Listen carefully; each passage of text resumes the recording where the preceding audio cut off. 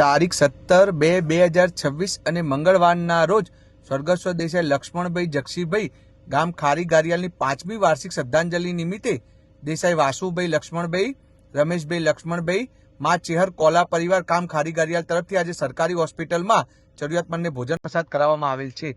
સાચી શ્રદ્ધાંજલિ. ભગવાન દિવ્ય આત્માને શાંતિ અર્પે. જય ચેહર માં.